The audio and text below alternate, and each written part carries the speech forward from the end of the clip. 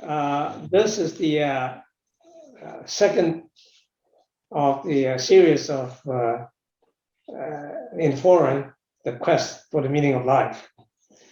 And last week we have a fantastic session with Reverend Hun Shi and Nippon Metta.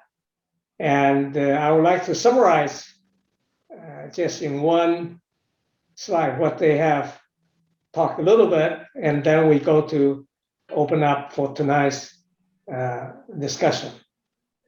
This is Reverend Hun Shi, who has been a monk for more than 45 years. And when he was younger, he was, all macho about the Western movie and being strong. And then he stumbled into meditation. And then he became a monk. When he was a young monk, he and another monk took 2-year, 6 months, phenomenal trip, bowing 3-step and making 1 bow, walking 3-step and making 1 bow, from South Pasadena to Ukiah, cover a distance of 800 miles, and more than 2 years and 6 months. And through that, he has transformed. And so he shared his experience. Basically, what he has done nowadays is that during the period of seeking for world peace, he has discovered that helping others is the fountain of joy. The other speaker and Nippon Metta, when he was a young man, he was a great computer technologist, and then he began to help people, writing web pages and so forth. And one day he just decided to quit because he said helping others is much more fun, right? And then he shared his 3 phases in life after that, namely first phase, do what I love, and second phase, love what I do, and third one is do what I do. All right, basically, the opportunities seek after him. He just do whatever is coming. And he set up a organization called Service Space. It's all volunteer based, now over half a million volunteers all over the world. And their intention is to transform the transaction-based society into a gift economy. And over the course of discussion last week, they asked many questions. One of them is, what's the reason to get out of bed? All right, without meaning, why do you get out of bed? Of course, we all get out of bed. We have to go to work and do this and do that. The question is, what's driven us?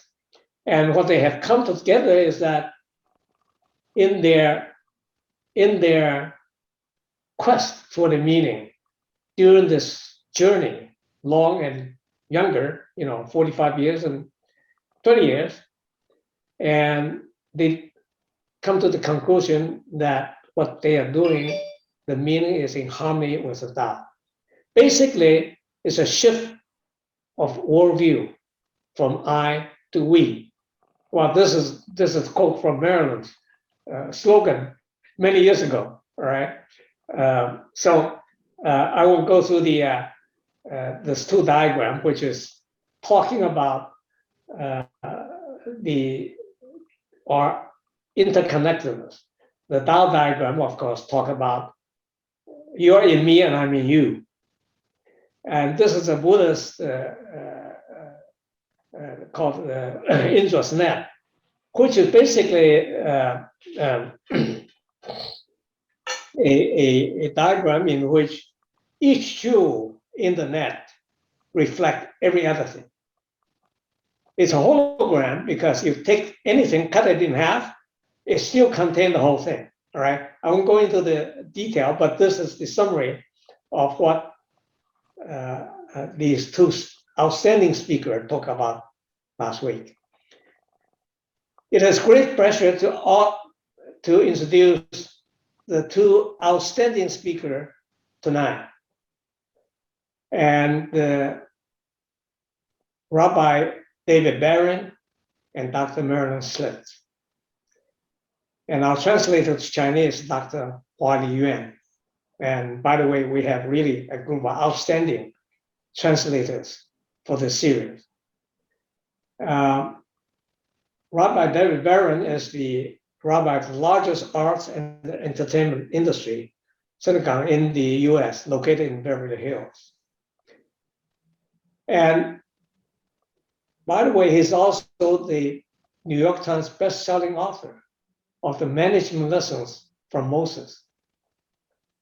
And it's amazing what he has done in this book, synthesized leadership into 60 guiding principles.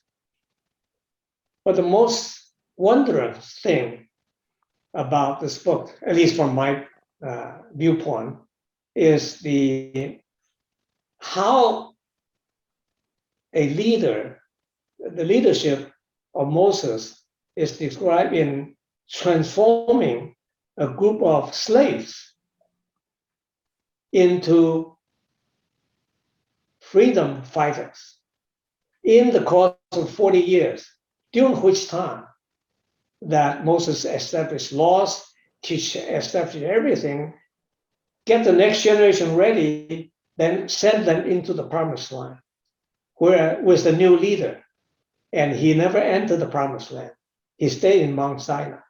Fantastic, lessons for the current leadership, because not only you have to have the skill, but you have to dip deeply into the ethical disciplines. And I was so moved by his book. Our other speaker, Dr. Marilyn Slitz, is an acclaimed social scientist and award-winning author. And she has written so many books, and which talk about all kinds of things. Although her training is anthropology, but I would characterize her as transdisciplinary, because he melted the science, the spirituality, and all that into one. I was most impressed with her when I get to know her, when she was chief scientist and then CEO of Institute of Noetic Sciences, which was created by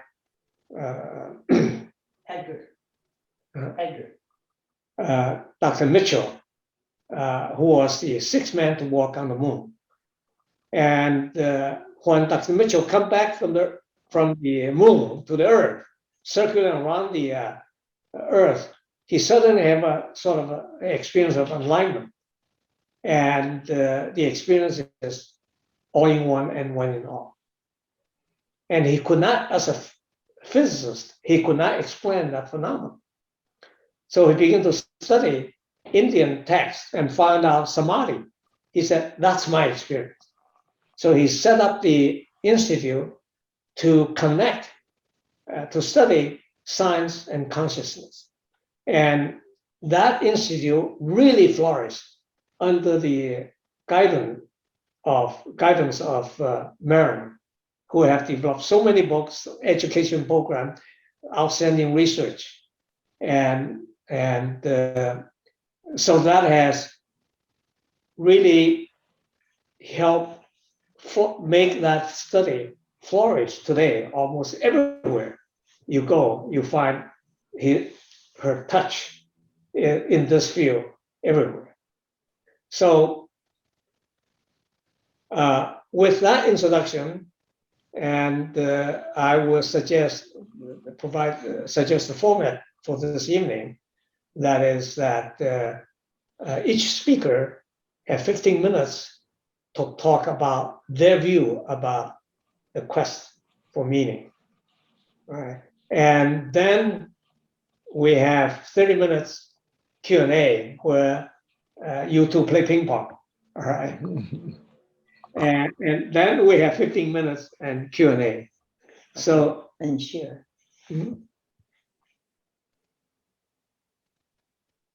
So with that, I will ask Rabbi David to go first to share a thought. Thank you. Thank you very much, Raymond. I want to begin by saying I'm honored to share this panel with Marilyn. She's such a prolific author and has such great insights. And I want to thank you, Raymond, for inviting me. I'm honored that you shared my background, some of my background, and that you invited me. And I want to thank you for creating this opportunity because it's so important. The word quest says it all. Those of us who are questing, who are seeking enlightenment, knowledge, elevated consciousness, that's where the future rests, with people who are concerned enough to want to elevate their consciousness and to seek and learn that life holds a meaning for each and every one of us. I'd like to dedicate my participation tonight in memory of a wonderful man who introduced us, Robert Bloch, who passed away. He's in the next dimension of being. And Robert was a visionary and a very compassionate man, a decent man, and someone who I valued tremendously as a friend, and I know you did as well. And I'd like to dedicate some of my presentation tonight in his memory, with your permission. So let me begin by speaking about this pursuit.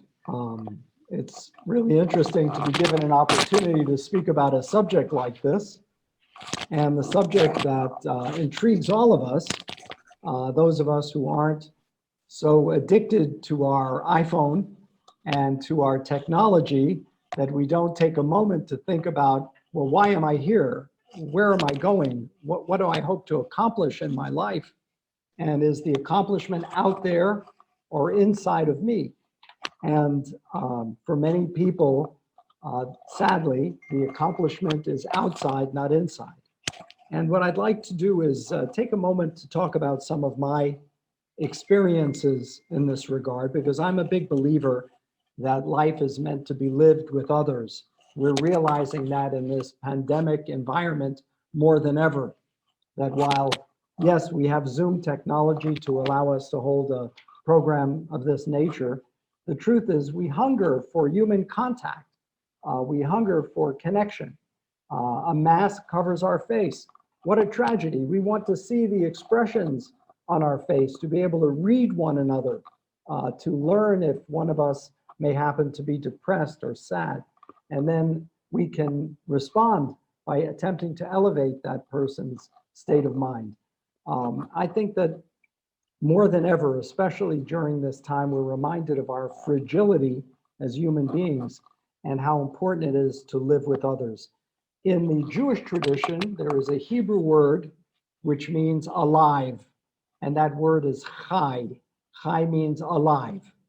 But when you use that word in the plural, it becomes life, chayim, I-M suffix, meaning in the plural. And it teaches us a lesson that, yes, you can be alive, but if you're truly to live your life, you must live it in connection with others and on behalf of others. And so I think that takes me to the next experience that I had with Karen Armstrong. Many of you are familiar with her. She wrote A History of God. And Karen, Dr. Armstrong requested that many of us participate in creating an exciting charter. She said one of the elements that is found in all religions, Christianity, Islam, Judaism, Buddhism, Hinduism, is compassion. That's at the core of all of these religious practices. And she said, let's use technology to get people's input so we can create a charter on compassion, analogous to some degree to the Charter on Human Rights that's part of the United Nations that Rene Cassin helped to compose. And sadly, that Human Rights Commission is often taking steps and actions on the part of some of its member nations who are not observing human rights.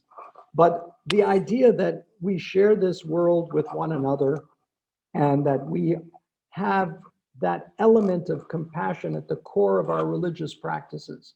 You can't imagine a religious practice devoid of compassion. And so I was honored to be one of the initial 12 participants, lead participants in the Charter on Compassion, and we shared with one another what compassion means to us.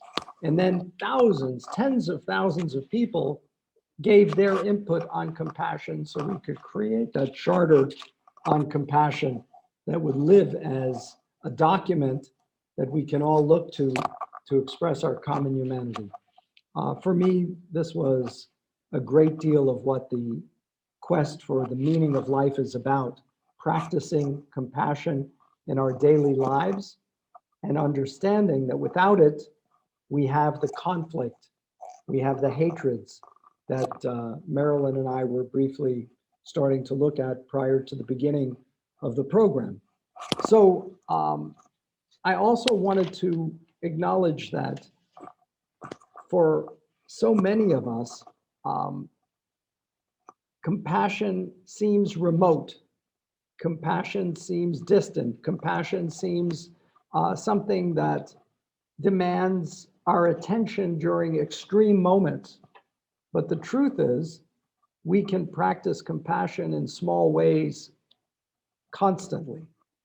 We have this wonderful month that is designated as the Random Acts of Kindness Month. And some of you may have read about this, that during the course of this month, people start to think about how I might be able to act kindly to someone. And you've heard the story that maybe you pay the check for the person behind you, or if you're driving on a freeway and a tollway and there's a toll, you pay the toll for a complete stranger who's in the car behind you. You do something without any motivation except to be kind and to be compassionate and understanding. And I think that we have the ability to do this. And if we can focus on a month directed towards compassion, that means this can be part of our makeup. But like anything, it has to be practice. It has to become a practice. Otherwise, it's lost. It fades away. In Jewish tradition, there is a word which means loving kindness, hesed. Now, hesed, some people think is the biblical mandate, love your neighbor as yourself. But hesed is more than that. It's being kind to someone who does not deserve your kindness. Can you imagine going up to a person who's been very difficult with you or grouchy and beginning to treat them with kindness? It requires a special kind of sensitivity and an ability to divorce yourself from your ego so that you can treat that person who probably needs it more than most people to be treated with a little kindness and decency. I've done this in my life experience. I was in the post office and I was sending some documents out and purchasing some stamps. And the woman behind the counter had a growl on her face. She was very upset. And I looked at her and I said, wow, that's a beautiful necklace you have on. And she said, yes, my son gave it to me for the birthday. And a big smile came on her face that this was acknowledged. And it changed her whole demeanor. I'm telling you, it was like I was speaking to a different person. So through a small compliment, through an act of kindness, we can transform others' perspective. And I think that promotes peace in our world and that promotes unity in our world. A lot has been written lately about how our young people, especially during the pandemic, but even before, have become addicted to their social media connections. And I have to say that that has denied them the interpersonal relationship component of life. I spoke to a friend of mine who's a very prominent trainer and nutritionist.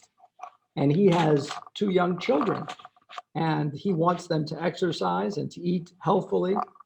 And he limits their social media and technology time to when they're on the treadmill. So he said, okay, you get on the treadmill or on the bicycle and you do your 35, your 40 minutes of exercising, and you can be on the technology while you're exercising. But the minute you're off, we shut it down. Exercising, that kind of self-discipline is very difficult because we become addicted to our devices. I think for many of us, we've read about this syndrome where your phone is left at home, but yet you feel a vibration in your pocket where your phone used to be, and that's completely imaginary. Your phone isn't there, it's not vibrating, but you feel this syndrome where you feel this vibration as if it's almost a part of you physically. And many of us have allowed that to happen. We've been seduced by technology and social media, and we haven't attempted to curb our appetite for that kind of endeavor. I know that when it's eating something that's unhealthy, we curb our tendency to engage or to indulge. But yet we haven't done that with technology because it's been such a subtle, growing kind of connection that in many cases we haven't recognized it. And that to me denies us what the purpose of life is about for me, connecting with other people face to face, person to person, having those deep transformative opportunities that can only be had or that are best had in a face-to-face human communication and interaction. So there are a few quotes I want to share as I conclude. Pablo Casals, who was the wonderful musician and artist, said, "For him, the thing that gives life its deepest meaning is the capacity to care." And I think that's a profound statement. Many of us, because of some of our preoccupations or our addictions, have lost the capacity to care. And when we rejuvenate the capacity to care, it changes our perspective. The other great quote that I want to share is about the true meaning of life is planting a tree under whose shade you do not expect to sit. In other words, you're doing it for future generations. You're doing it as a selfless act to see a future for humanity. And that to me is also another component of the true purpose of life, what we do for future generations in how we address issues of the climate, pollution, how we address a whole host of issues like disease. We're doing it not necessarily for us to benefit from, but so that the next generation might benefit from it. So I leave you with a few of those thoughts, and with great enthusiasm, I'm looking forward to hearing what Marilyn has to share. Thank you for that. What a beautiful and inspiring set of observations. I'm grateful for that. I was thinking about this remarkable study that has taken place at Harvard University. For 75 years, they have been tracking men who were boys, and now some of them in their late 90s, to talk to them about what gives them meaning and how is it that they're happier and healthier. And so it was really, what is the essence of happiness? And I think so much of what you said about the social media and, the abstractions that people are pulled away from one another. And the number one thing here, thank you. The number one thing that they observed after 75 years is that it's about relationships. And that ultimately, when they looked at all the biological and psychological tests that they had done, the neurophysiological tests, the common variable for those men who were happiest and healthiest was good, solid relationships. And I guess I don't mind so much the deviation from our proximity. the fact that we can connect in the way that we're connecting using Zoom, I think is a really powerful and important tool. And I think particularly for people who maybe can't get out or who don't have access, we're lucky that we have this technology at this point in time. So relationship is really fundamental. And I think that this idea of compassion is a beautiful and powerful one. And we also need to recognize that it is about self-compassion. These men had this capacity to feel intimacy with their partners and their family and their friends, but they also had the capacity to understand their own dynamics and what gave them purpose and meaning in life. And I think that that's, a beautiful observation. And another thing that they discovered is that, a lot of these men who are now, in these wisdom years, weren't always this way. It wasn't always that they were committed to having these positive relationships. They were people who, when they were young, had these same ambitions. They wanted money, or they wanted power, or they wanted fame.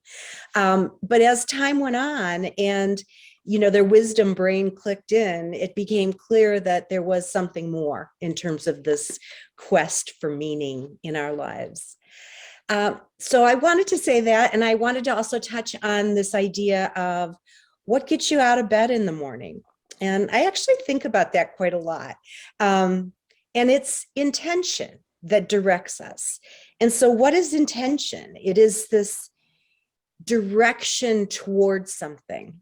And so are we propelled to get out of bed for these, accomplishments of the outside world? Or are we propelled in order to find the beauty of the day?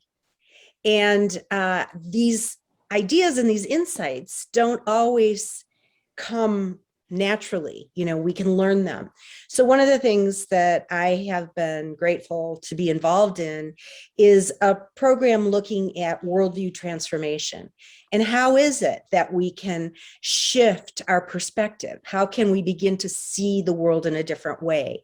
And oftentimes the catalyst for a worldview transformation is something painful, something that strips us from the steady state and the status quo. We might lose a job, or the death of a loved one, or a personal illness. All of these things can be life-changing. And it can cause us to reflect on what is meaningful to me, and why do I feel empty? Why do I feel lonely? And what we were able to do is map people's process from this state of alienation and estrangement to something that ultimately is about living deeply and living with purpose and integrity. And so we collected, first of all, letters from people. We invited them to tell us have you ever had one of these experiences? And if so, what were the catalysts of it? And what were the consequences of it? What did you notice that really changed? And we found that many people, thousands of people, wrote back to us and said that they'd had these experiences. We then convened focus groups with teachers, masters who felt they were able to teach people how to transform in these life-affirming ways. And from that, we created a set of questions, 20 questions. And we went out and we interviewed masters from different world traditions, some of them ancient traditions, some of them more emergent traditions. We looked at, most of the major spiritual and religious denominations and groupings. And so what we wanted to do is see what, triggered their transformation, and what did they need to do in order to begin to live a new way. And that required practice. And so we talk about the spiritual practices or the religious practices or even scientific practices. What is it that we have to work on and repeat, And yet here we were talking to masters from all these different traditions. And, we had a pagan witch and a Catholic priest involved in the same project. And there was a time when they couldn't really talk to each other very well without burning one at the stake. And so we were trying to find the kind of perennial qualities across these traditions that can help people to learn to live into these affirming worldviews. And so we discovered there were 5 qualities of a practice. And the first one was setting intention.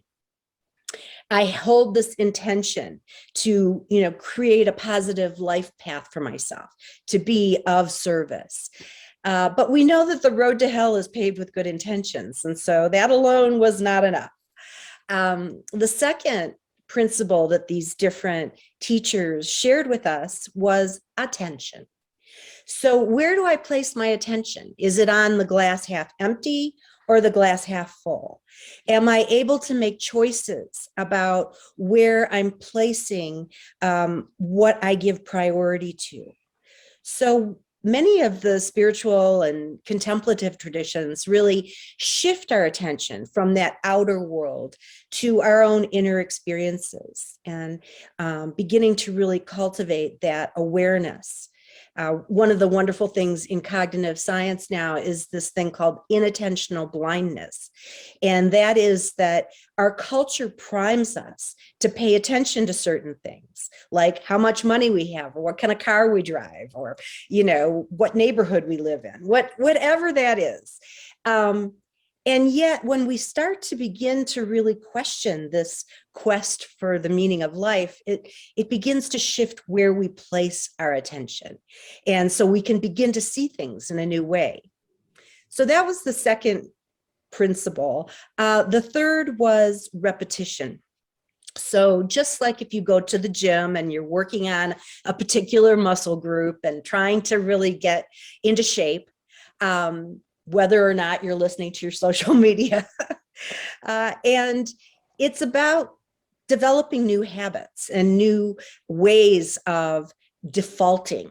So instead of letting our amygdala be hijacked by all of the negativity, we can begin to build a habit of resilience and positivity. So this idea of practice and repetition becomes important. The fourth piece that we found was guidance. And this guidance idea, I would say 99% of the masters that we interviewed had a teacher, somebody that they trusted who could help them along the path. But there's also this idea of inner guidance and where is my internal compass directing me?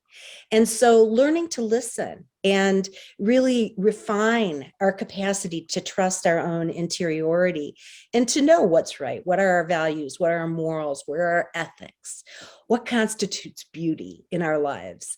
And then the fifth piece was this idea of surrender. That there is a sense that the world has many complexities and there is a lot of pain and suffering. We know that. And one thing we can do is instead of feeling the suffering for all of that, we can begin to surrender to a sense of appreciation and reverence for what is so. And in that, having compassion for the world and having compassion for those people that, as you said, could be difficult for us to deal with. So these practices become important. And then a number of the teachers talked about how important it is to get off the pillow and out into the world. So how do we move from my own inner journey to this participation from the me to the we? And we know that we, need to recognize and nurture ourselves so that, we don't have this giving fatigue that can happen. But at the same time, we can begin to recognize that we are co-participants in this unfolding mystery of life. And so how can we, gain access to the ways in which we can contribute to the world? And I think, a recognition of, the suffering of our own mortality, the fact that we will be moving to some different dimension, as you talked about earlier, becomes an important part of our quest for the meaning of life and our ability to live in right relationship. And ultimately, I think that this model that we developed out of the research really speaks to not only our inner transformation and our ability to harness, our own wisdom as we move through life, but we can also begin to apply this at a systems level and to think about how do we bring these principles of compassion and loving kindness to all of the organizations in our life, whether it's our workplace or medical interactions, if we're healthcare professionals, something, related to how we can bring loving kindness to the people we're interacting with, as well as to ourselves, or our educational system, or our community groups. So I feel like the topic that we're engaged in tonight, and, this pursuit of a deeper understanding of what inspires each of us to be our best selves is really an engaging and important question. So I turn it back to you, Rabbi. Thank you, Marilyn. So many gems of wisdom in what you shared, and I thank you for that. And I'd like to riff on a couple of them, if I may. One of which is how we implement. A young girl, 16 years old, in my synagogue, said, "Dad, we can't sit here during this quarantine and not do something to help the organizations." So they had an artist, a musician, sit in his pajamas in front of the piano and play a song, and people pledged money to hear a different song. And that was money directed towards a whole host of different charities. Well, they hoped to raise a few $1,000s for a specific clinic, a women's clinic. They ended up raising close to $40,000. And before you knew it, because her dad was a very prominent music agent, Elton John came and sat down in his pajamas and played his piano in his living room. And the pledges just went viral. And this began to take on a life of its own. It's called Quarantunes instead of quarantine, Quarantunes. And to date, it's raised $27 million for different charities in the community, especially frontline workers. So I think, there is this capacity to innovate and to give willingly. One of my great experiences in my life was interviewing a hero of mine who died a number of years ago, but I got to interview him before he died, Dr. Jonas Salk. Yeah. Dr. Salk helped develop the polio vaccine. And in the 50s and 60s, even into the 70s, there was this terrible disease that crippled young people, that crippled children. And Dr. Salk developed this vaccine. And he was a brilliant scientist. And people questioned the efficacy of his vaccination. And so he vaccinated himself, his wife, and his own children to prove the concept.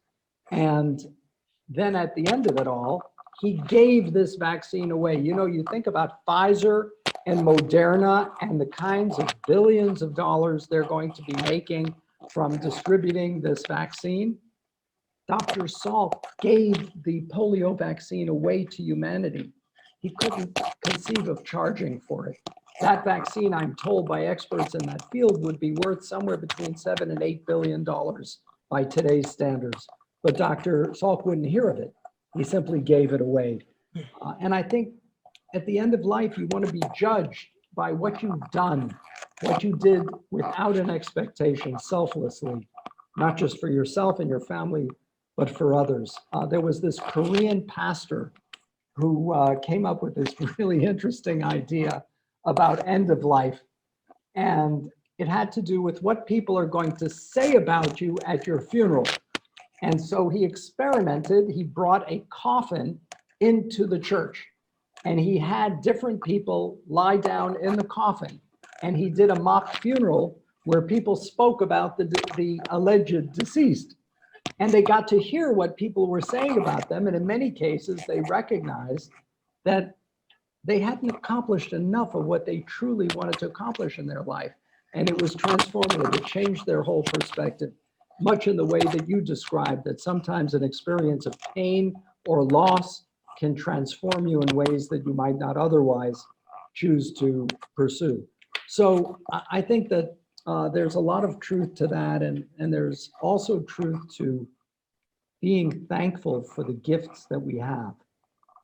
Every morning I do a thankfulness meditation, and to me it's very powerful because it sets my intention for the day. And I know it's not just simply what I intend or want to do, it's what I actually end up accomplishing. So the intention can drive the action. Sometimes they get disconnected. They must drive the intention. There's a beautiful custom in a Jewish marriage ceremony where the groom places a ring on the right index finger of the bride. The reason for that is legal. If two witnesses saw a man place a ring on a woman's finger, they'd be considered married. You didn't need a ceremony. That act of betrothal was the placing of the ring. And so by the right index finger, it was clearly witnessed that he placed the ring on the finger. The Kabbalists in Jewish mystical tradition came up with a different interpretation. They said that finger has a vein that goes from the hand to the heart. And the teaching is that it should not just simply be the feelings of love you have in your heart, but what you do with your actions, with your hands, to show your love for that individual. And so it's a combination of both the intention and the powerful feeling of love and the acts that you undertake for someone that you truly care about. So for me, these are part of the disciplines that you spoke of in describing the structure and the ritual and the practice that are so critical to really making this a part of our life so that our life does have fulfillment and meaning.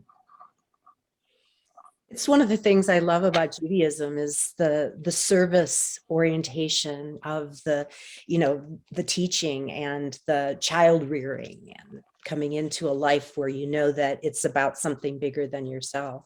So I'm grateful for that. You reminded me of a study that was done by a social epidemiologist by the name of Jeff Levin.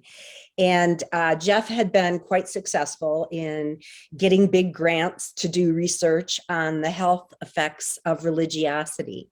And he found that you could correlate, religious participation and spiritual participation with positive health outcomes. And he was really interested, when you go to these religious communities or spiritual communities, there can be this palpable sense of altruism, that generosity toward others for no reason other than just to be giving love. And so he wanted to study this. He wanted to see if there was something about altruism that could be a factor. And, there's various reasons why people in religious community are healthier. They eat better. They have that nurturing community to support them. They have healthier lifestyles. But there is this sense of love. And so he went back to all the big foundations and asked if he could do this project. And they were very clear, you can't do research on love. So forget about it. And at that time, I was at IONS and I was able to raise some funds to support his research. And so he took Sorokin's work on altruism, and he was a famous sociologist who really believed that this generosity toward others could really be helpful for humanity. And he sort of codified that and created a survey instrument. And so he was able to collect data from thousands of people and to look at their self-reports of health and their self-reports of altruism.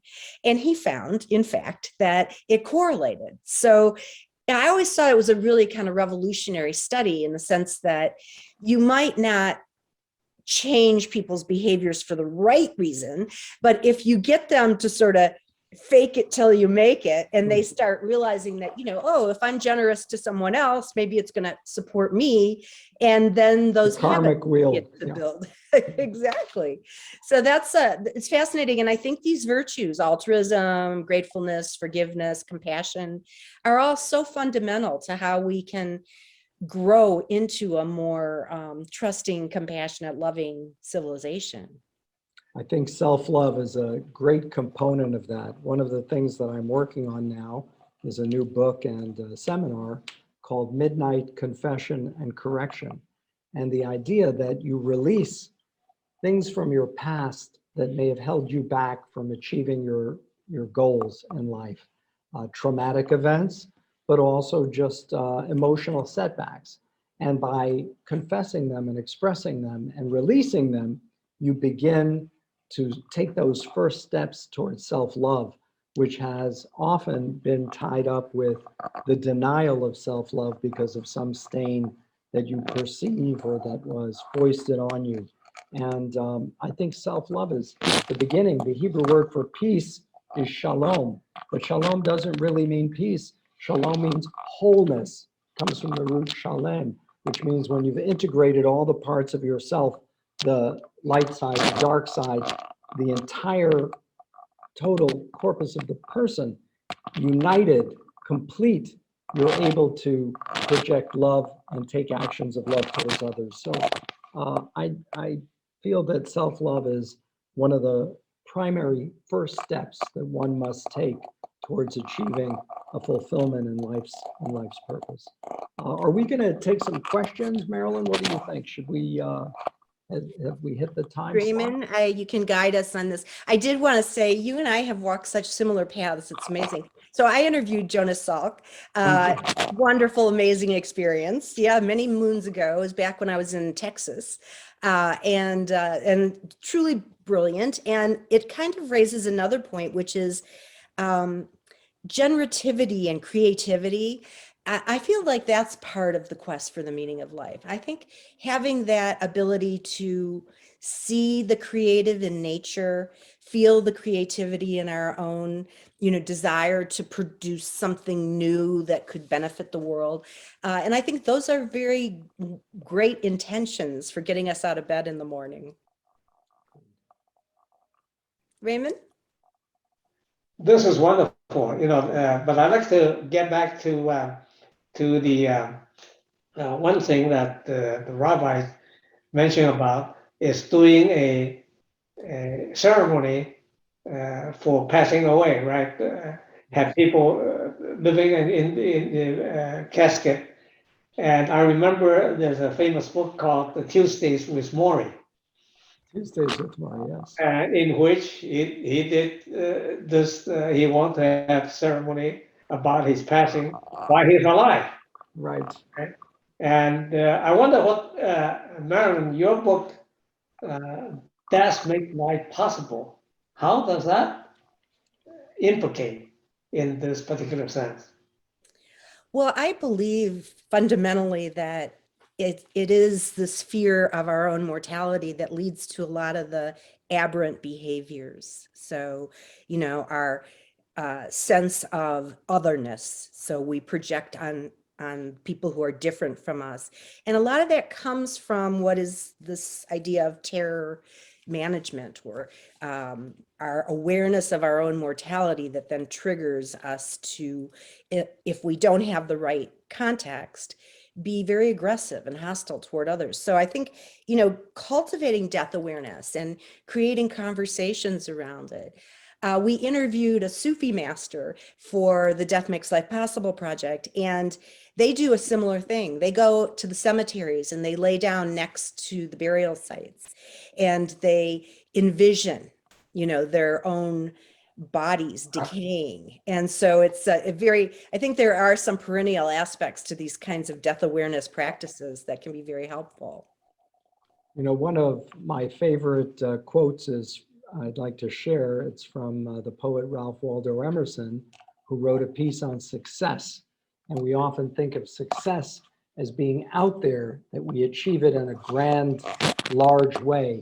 But he said, success is to laugh often, to love much, to win the respect of intelligent persons, the affection of children, to earn the approbation of honest critics, to endure betrayal of false friends, to appreciate beauty, to find the best in others, to give of oneself, to leave the world a bit better, whether by a healthy child or a garden patch, or a redeemed social condition, to have played and laughed with enthusiasm and sung with exultation, and to know that even one life has breathed a bit easier because you have lived.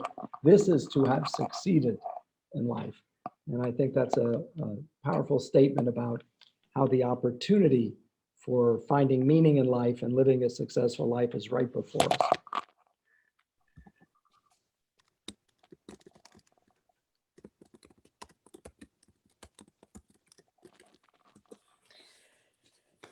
I love that. That's a beautiful quote. And I think, we're playing with this in this ping pong way, some of these concepts that we really do need to work with. And I think, this idea of forgiveness.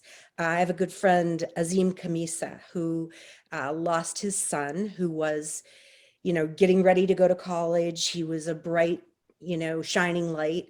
And he was delivering pizzas one night and he was killed by a gang member for an initiation. And Azim, also Sufi, had this idea. I guess he had a conversation with the shooter's grandfather, who was Christian, and they began to work with their own pain and their relationship with this young boy who, really was in just a bad situation, and everybody was in a bad situation. And so he wrote a book called The Bulletproof. Oh, I can't remember the title of his book. He's written a few, but he ended up befriending the grandfather. They started going on a lecture tour together to talk about forgiveness.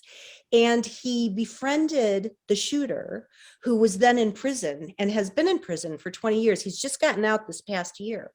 And in that process, he worked with him. He prepared him for a job at the foundation that was set up for his son.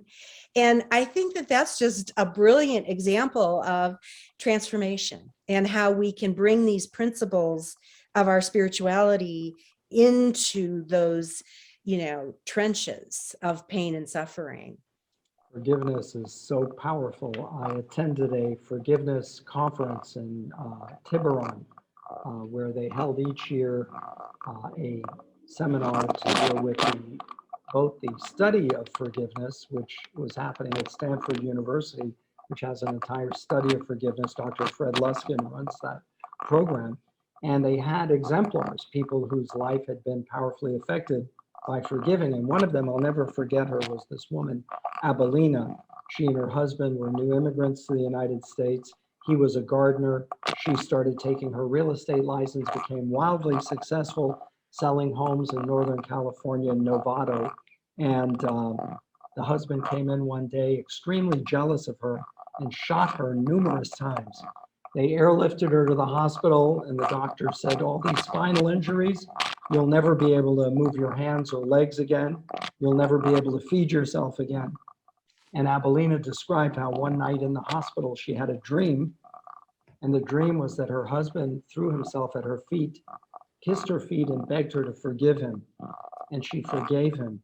And her fingers started to move. And she started making a recovery that none of the doctors predicted was possible. And now she feeds herself. She's able to move about. She can't walk yet. She's still doing a lot of rehabilitation therapy. But many of the things they said would never happen have started to happen for her.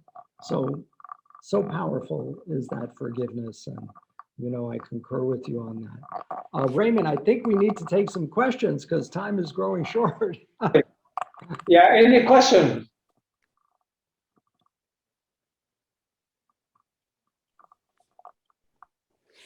Rabbi, I will say again, our worlds are interconnected. So I work with Fred Luskin at Sophia University. He's on the faculty with me. Right. And I learned so much from him about forgiveness. And it was this idea that forgiving someone doesn't mean you accept or condone their behavior. It means you let go of the charge, in which case then forgiving another person is really life enhancing for yourself. And that was just an epiphany for me. And it's stayed with me all this time. Well, he's a remarkable man, the work he's done.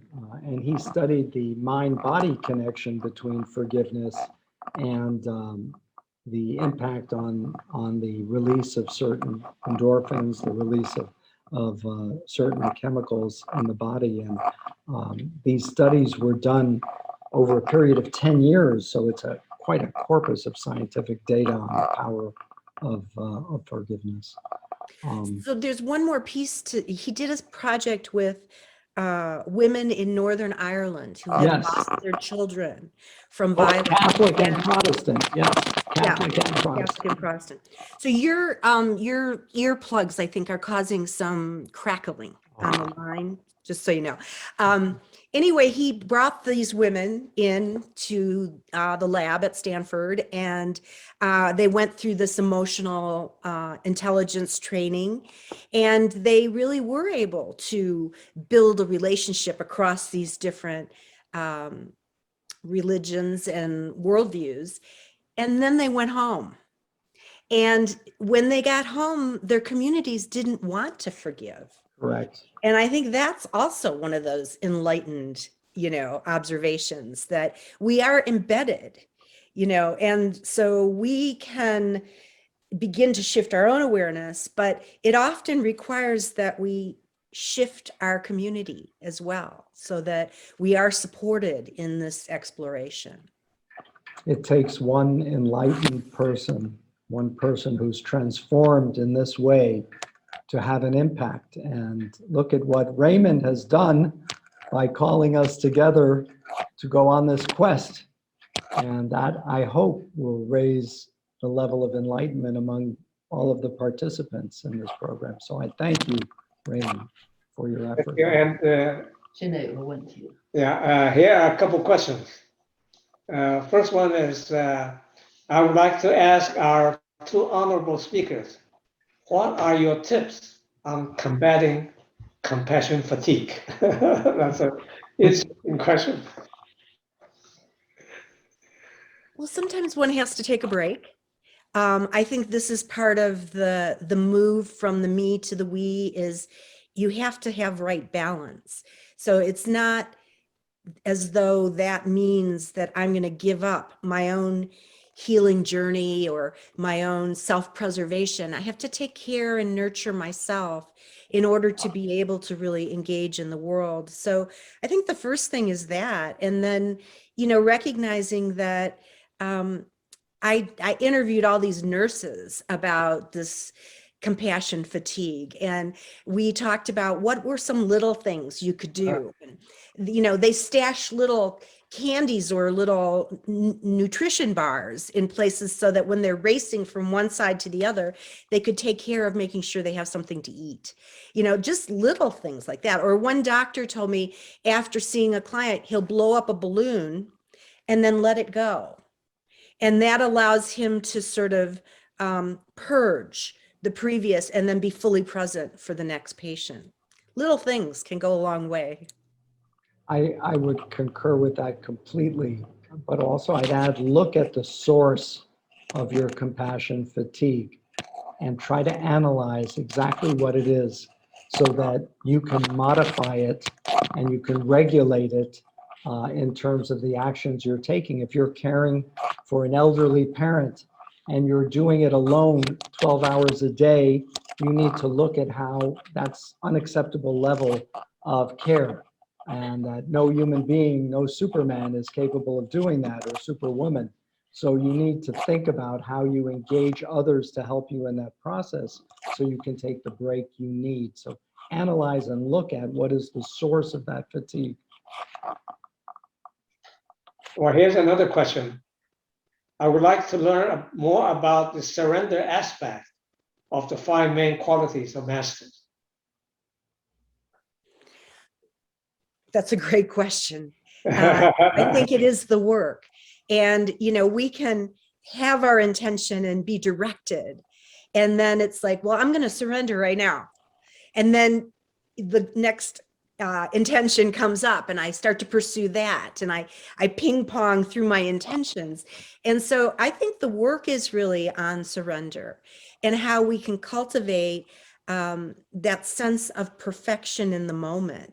And for me, cultivation of beauty is a really important way to facilitate my own awareness, and then know that, I raise pumpkins, and, at some point in the season, they die.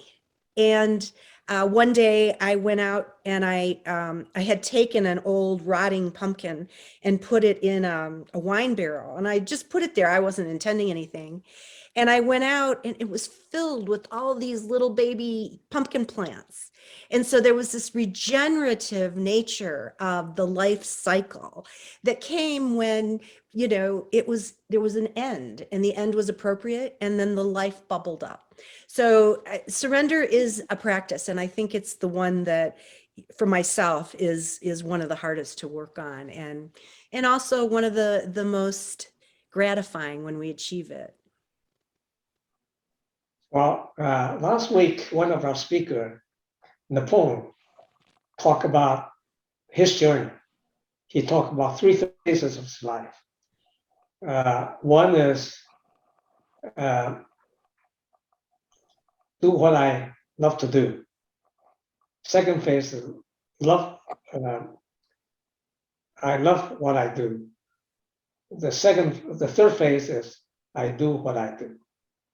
And I think that third phase looks like a surrender. It's an interesting word. I have found that people, particularly in America, don't like the idea of surrender. So I have come to use the word acceptance more often, because surrender means I lost. And that's not what it means. Right. It means you've yielded to something greater. But people in this country are very adverse. The other thing they're adverse to is forgiveness. I have on numerous occasions organized events, and we would have these breakout sessions. And the one session that often didn't fill was forgiveness, because people just don't really want to let go of those grudges. So that's something else for us to look at when we're reflecting. On surrender, you mentioned let go. There's a great expression in the therapy community, let go, let God, in the religious therapy community, that sometimes you have to release to a higher power and say, I've done everything I can do now. Now I release it to a higher power, to the universe, to God, whatever your conception of God may be. And I think that is a moment when we come to it that can be very powerful for each and every one of us to know we don't have control over every facet of our lives. And that is very humbling and very powerful. But what we have control over is how we react to those things in life. Yes. And so that's where we can begin to cultivate our own inner capacities.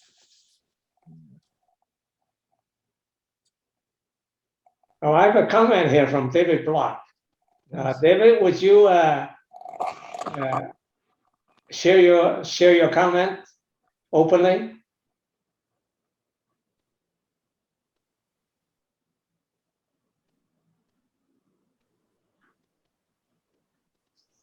Is it written?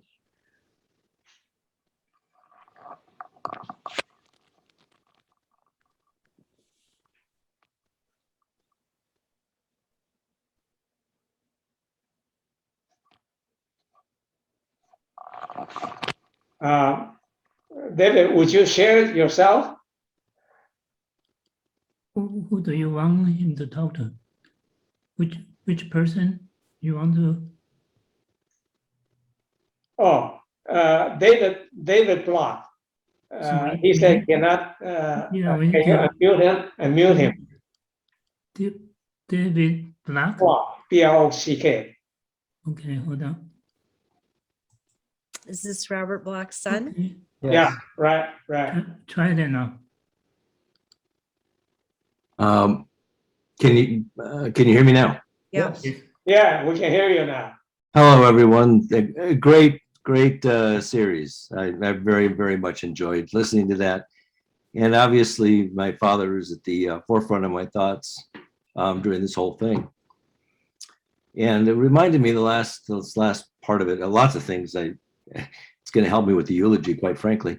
But one of the last things that you guys were talking about, and was talked about at the last one, was about the 3 steps. And Dad used to say to do the right thing, to do it for the right reasons, and then to do it right to the best of your ability. And really that kind of goes along with what you were all just talking about. So I just wanted to share that. Thank you, Ray. Yeah, absolutely. And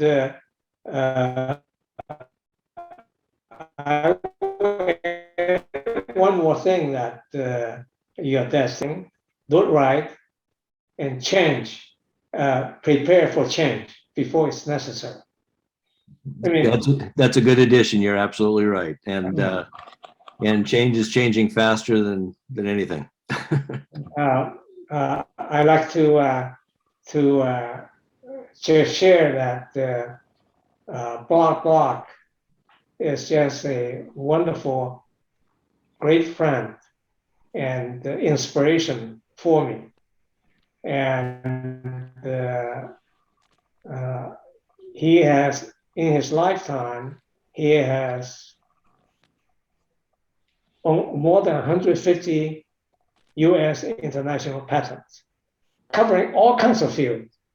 I mean, he has created over 50 companies in 3 continents. The guy when he was 90, he's still working on innovation. All right, and most unfortunately, that my dear friend Bob passed away a few days ago, peacefully, with his son David and his daughter Debbie taking care of him. Debbie is also around. And I'd like to come back to Rabbi's early offering that to help to share a prayer for Bob, and to probably this is, since we are, David just shared Bob's view, perhaps this is the right time that if the rabbi doesn't mind to do that. Sure, it'd be my honor and pleasure. And we can close our eyes and picture Bob and pray that the Almighty Source, the Creator, watch over and protect the soul of our beloved Bob, whom we promise to remember often and with love, and perform deeds of loving kindness in his memory as a great tribute to the man. And he was a remarkable man. We pray that his soul forever rest in peace. And let us say, Amen. Amen. Amen. Thank you, Rabbi. Thank you very much. Thank you, Ray. Appreciate that. Do we have any further question from the audience? And if not, I'd like to go back to Marilyn's 5 steps of transformation, because that has been proving to be a dramatic and wonderful guidance in terms of changing the world review from I to we, as the first 2 speakers last week shared about. And I'd like to have a question for the rabbi to comment on this one, because your book talk about the dramatic transformation that Moses have guided the Israelis, and and I wonder whether that guidance and what Marilyn talk about 5 steps have some synergy, and perhaps expressed in different ways. And Rabbi, do you mind to answer that question? It'd be my pleasure. I think there are steps to transformation. What occurred here was also a recognition that the transformation might not occur in one generation. It might be multi-generational. So when Moses was leading the Israelites out, they were constantly fearful. They were possessed of that slave mentality. They had just recently been released from slavery. They were used to having everything done for them as they labored as slaves for the Pharaoh of Egypt. And now they were a free people, but they didn't know how to process freedom. So releasing yourself from preconceived notions of your limitations is a very important first step in that process of being able to transform into the person you want to be. Next, accepting that freedom doesn't simply mean freedom from an enslavement. It means freedom to restrict yourself or to act in a certain way. So many of the commandments that they accepted were commandments that restricted tendencies that were within every human being to commit adultery, to covet someone else's possessions, to steal, to lie, to bear false witness, that now you were saying, here is a set of standards I want to live up to. And as I transform, I recognize that my freedom is freedom to be able to embrace these standards and not simply be free from all standards of behavior. So these are part of a transformational process that occurred in the experience of 40 years of wandering in the desert. And I think that's the last point, that sometimes you don't get to the promised land, and sometimes you don't transform, and accepting the reality that for some people that might never occur. So it might take another incarnation for that to occur. And I think the acceptance of that reality is also a great part of a person's transformation. Well, we have some, thank you. We have somebody raised her hand. Fei Song raised her hand, and Tamam Young, can you unmute her?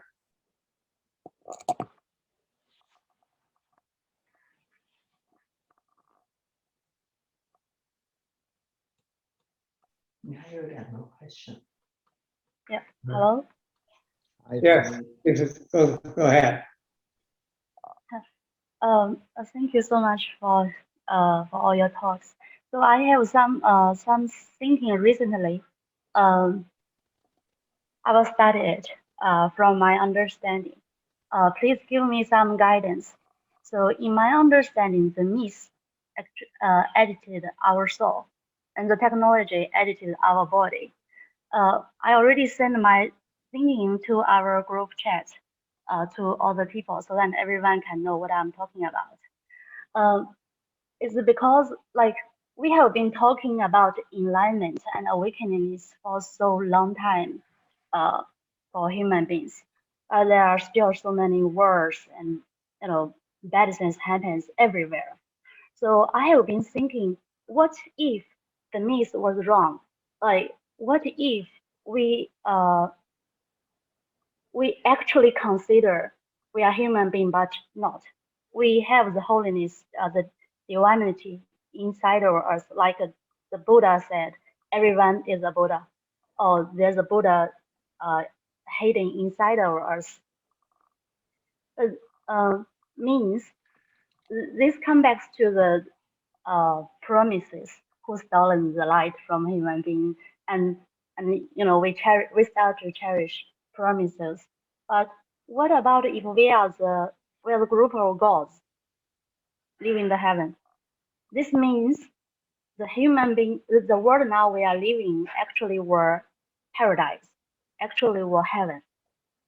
But because we thought we have the original sins, so we started to have a lower standard for our life, for human beings around us.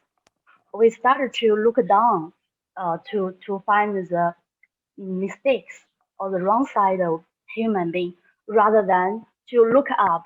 Well, it's come back to Marilyn's talks, to based on the love, the compassionate, and to evolve our thoughts or our our soul. So I just I think aloud. What if everything is being designed and edited wrongly? Um, so what if I just think what if now is the time to upgrade the whole world's belief, to challenge our oldest myths, to stand up for our divinity?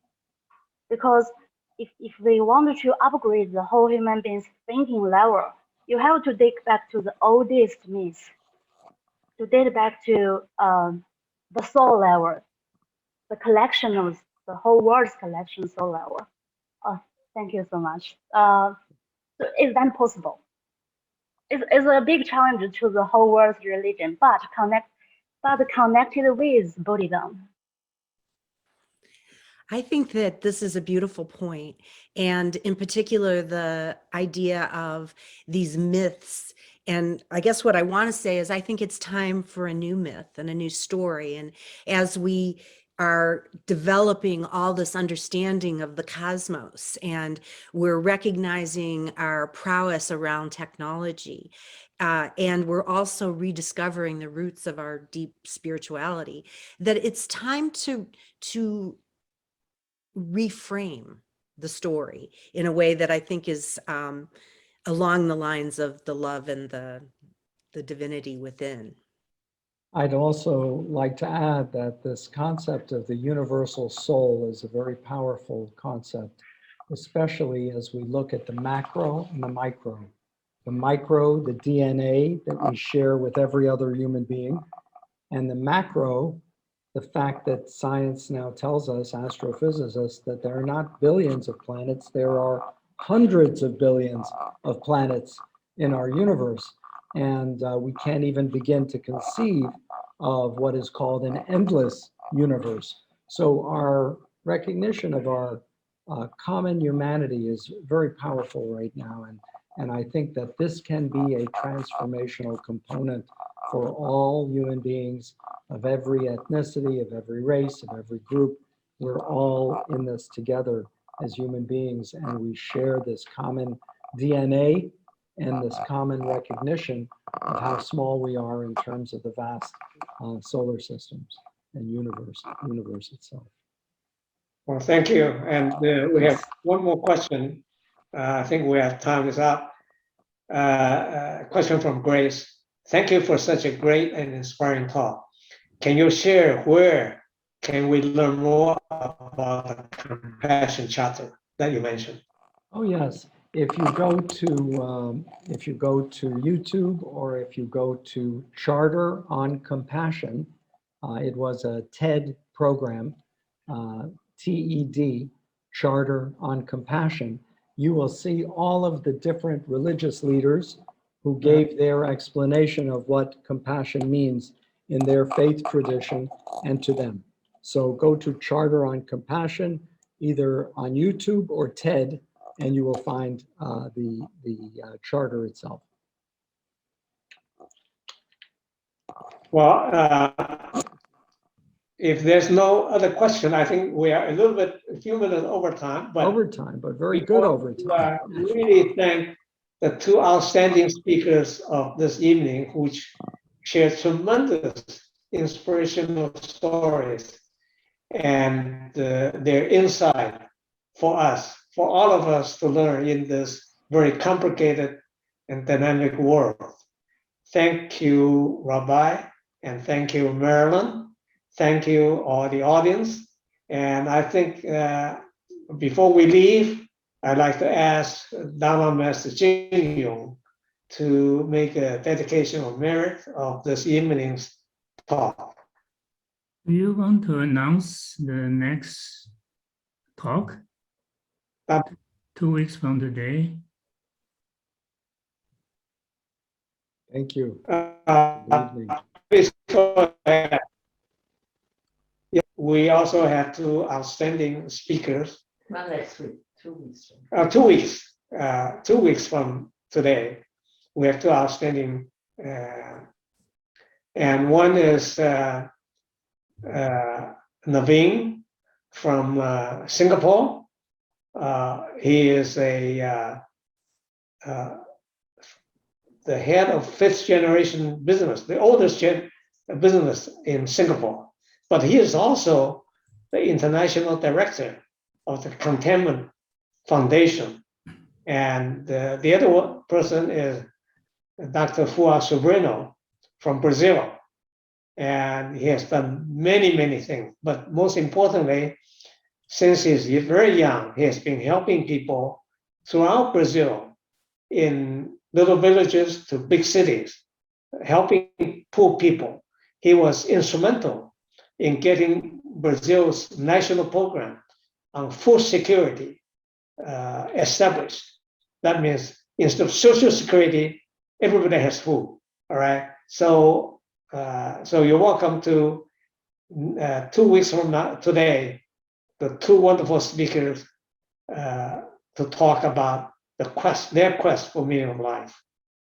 And I want to take this opportunity to really thank you, our two dynamic speakers this evening, Rabbi Baron and Dr. Marilyn Schlitz. Now I go back to Dhamma Master Yo for the dedication of merit. Before we dedicate merit, just a quick announcement for next Sunday. We don't have the forum. The reason being that we are going to have a session, a quiet session, starting next Sunday. That's why the forum I see. Okay, for 1 sorry. week.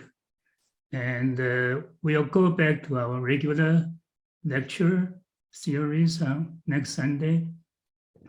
And to be kind of consistent with what's going on. So there's a monk who is going to share with us his own quest for the meaning of life. Wow, that's wonderful. So it will be part of this forum. That's great.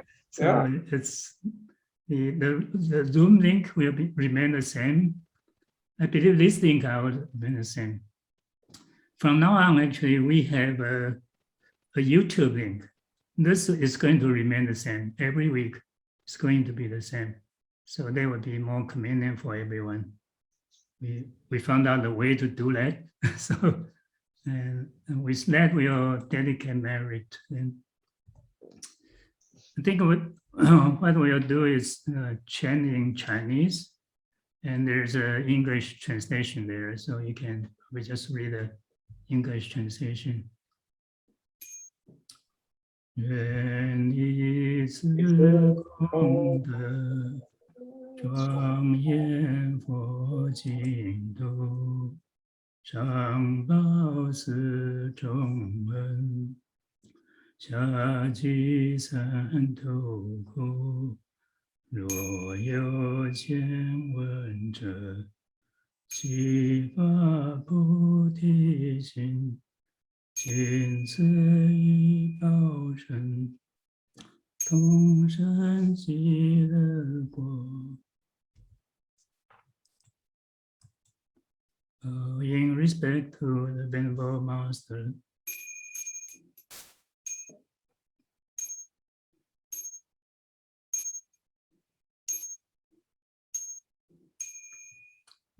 thank you, the two speakers, and also Ray, and also our translator, Wally, and everybody. Good night. Good night. Thank you, everyone. Namaste.